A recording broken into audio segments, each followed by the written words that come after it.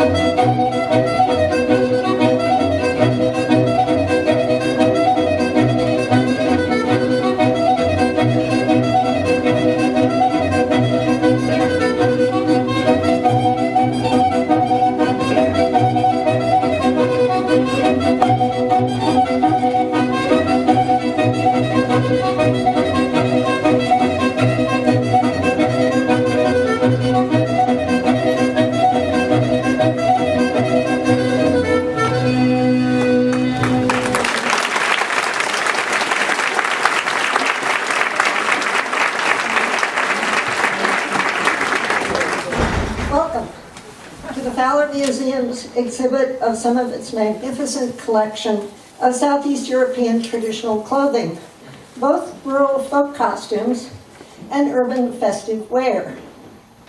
They embody a specific European cultural tradition of clothing, elements of which can be traced back by archaeologists for not just 1,000 years, but 4,000, 6,000, even 20,000 years.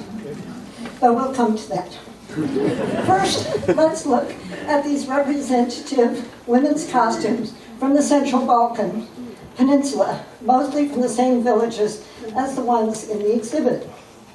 Most archaic in form are those worn by remote rural people who persevered as Christians during the many centuries of Ottoman Turkish rule, principally speakers of South Slavic, Albanian, Greek, and Eastern Romance, that is, Romanian and Vlach. Young women spent their girlhoods learning to spin, weave, sew, and embroider, making many of the textiles they would need when married, the towels, sheets, and blankets. But especially, the girl would make the elaborate outfit she would wear from the time she reached puberty until the birth of her first child. Everything depended on this outfit, for her worth as a bride was judged largely by the skill and industriousness that her outfit displayed. And forget the notion of fashion. The form of her dress was closely ordained by the village she grew up in, each piece, each color, each motif having strong and traditional cultural significance. Only in little details could she show her individuality and personal artistry. What fill our museums, for the most part, are the outfits made by these young women, scrutinized especially during the village dancing every Sunday afternoon.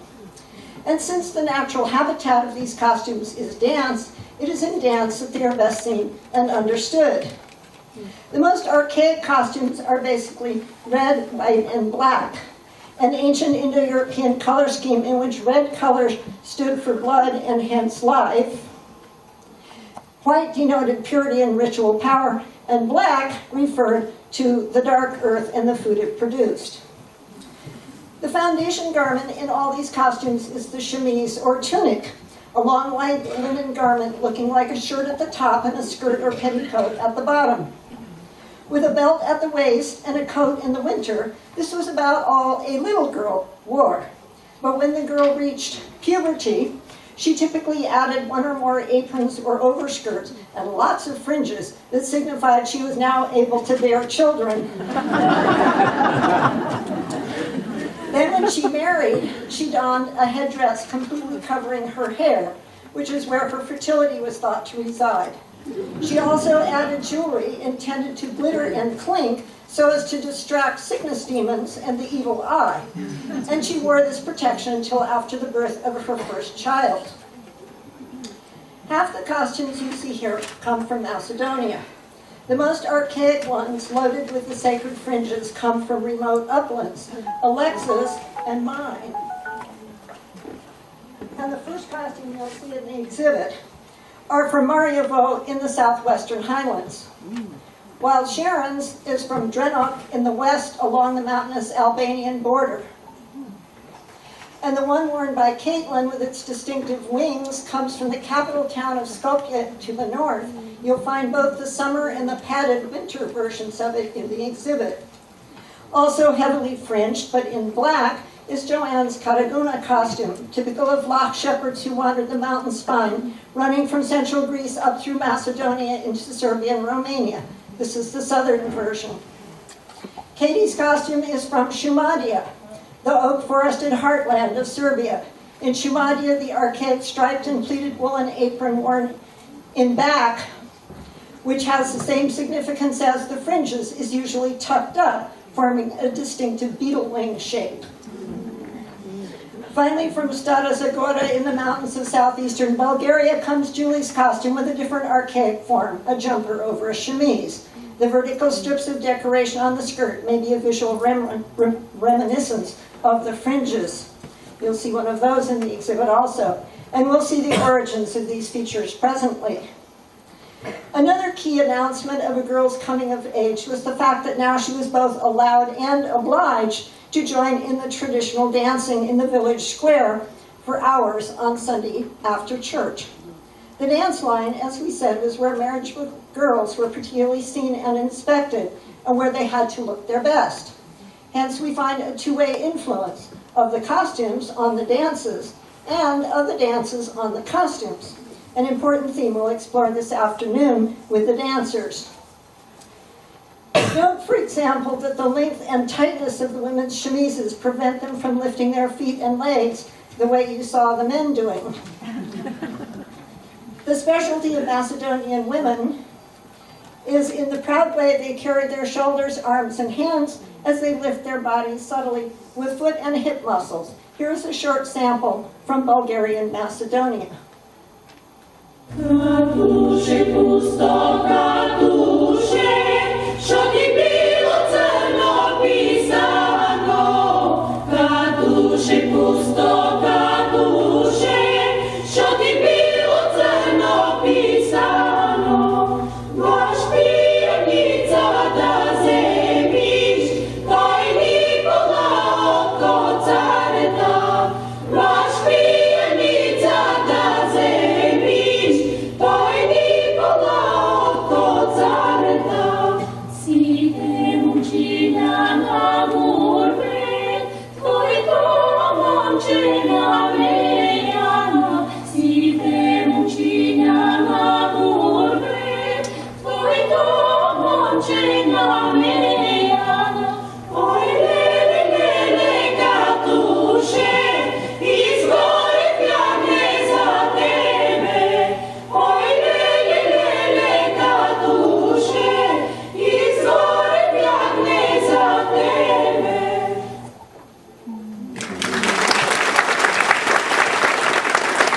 gathered fustani or fustanellas, named after a sturdy cloth woven for centuries in Fustat, Egypt. These tightly gathered skirts, worn in parts of Greece, Albania, and Macedonia, are actually shirt tails, which became so large and ostentatious that it was easier to make them as a separate skirt. Watch the legs and notice the toes in this typical men's dance.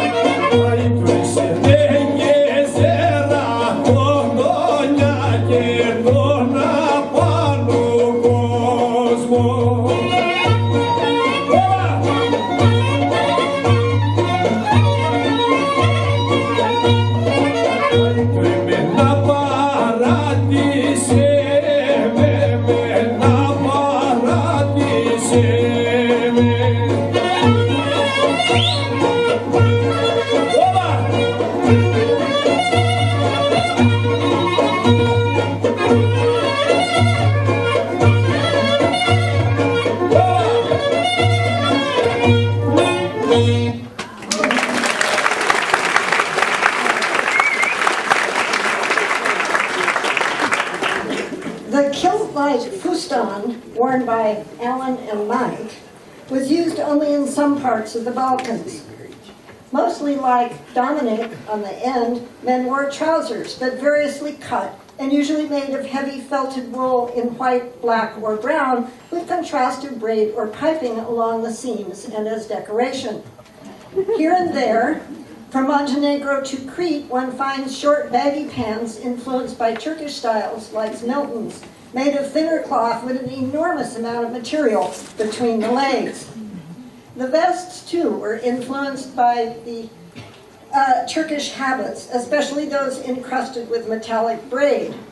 The very swashed false sleeves, like Allen's, are a yet older phenomenon, at least 2,500 years old, and there are some truly stunning examples of these from Albania in the exhibit. What we dancers notice most about Balkan dancing, however, is the profound effect of the traditional shoes.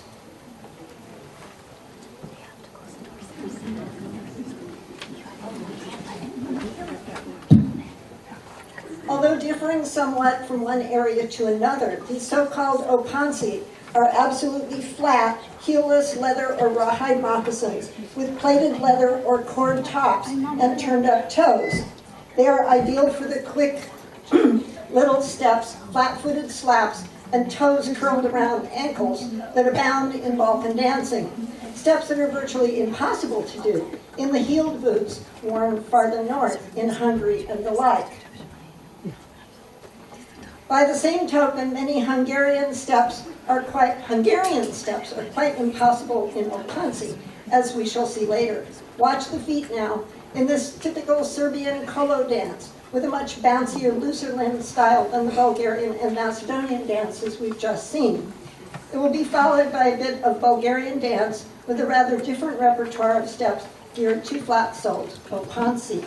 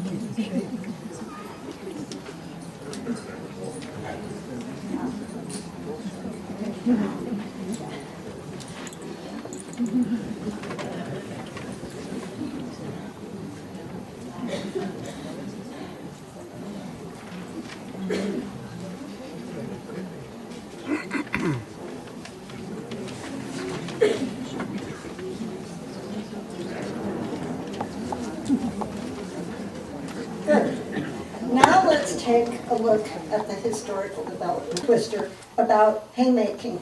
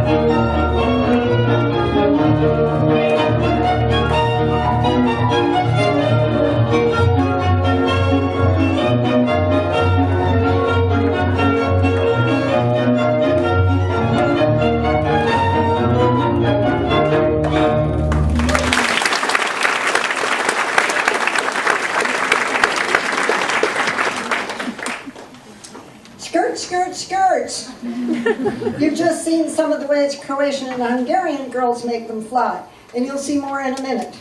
It's all so utterly different from the Central and South Balkan movements of dancers and their clothing.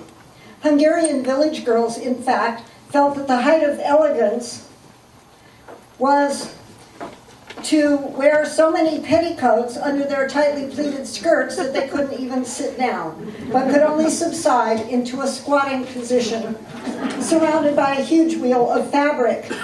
The skirts, moreover, were often quite short, allowing for even greater freedom of movement. But note also the footwear. Croatians wore flat moccasins, but the Hungarians and Slovaks typically wore footwear with a heel. Joanna, hold up one of your slippers. And this has a very strong effect on the dancing. You can put it back on now. The girls loved to rock and sway on their heels, which made their skirts fly even more. Now, the south central town of Kalaksha was and still is famed for its lavish floral embroidery, as you see here, and as you'll see in the exhibit. But the Kalaksha girls took up the habit of wearing Turkish-style backless clogs, like the ones Joanne just showed you, in the summer. And although these little side, men also used their boots to maximum elegance, but in a very different way, clicking their heels, which often carried spurs, and smartly slapping their boot tops in various rhythms. Milton.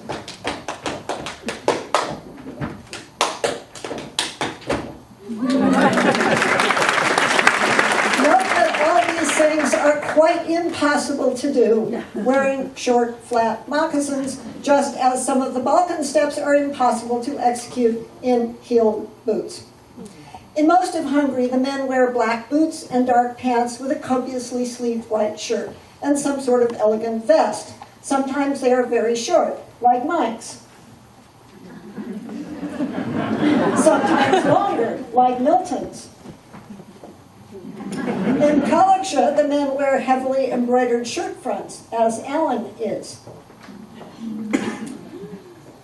That was 3 months of faculty meetings. Whereas in the Carpathian Mountains, both on the Hungarian and Romanian side, the men wear warm sheepskin vests and mantles heavily embroidered with flowers, like Stephen's. You can inspect a very handsome example in the exhibit, courtesy of Patty Annawalt. And we can't miss Dominic. In one small but famous area of Hungary, among the Matyó clan, the men as well as the women wore aprons magnificently embroidered with those flowers we've become so familiar with. Notice also the very long tied silk fringe. The pants, too, are so full that they billow out like women's skirts as the men dance. One more point about the women's costumes. As in the Balkans, unmarried girls usually wore headdresses that let their hair show. So there are 3 of them over there. Whereas married women were obliged to cover theirs.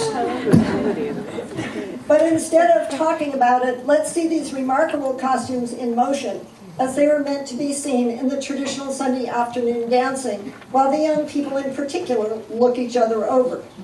First, a verbunk from Kabuvar, and that's a recruiting dance in which the men strut, while the girls, doing their own dance, quite different dance, watch from the middle. Then we'll finish with an example of that most famous of Hungarian couple dances, the Csardas.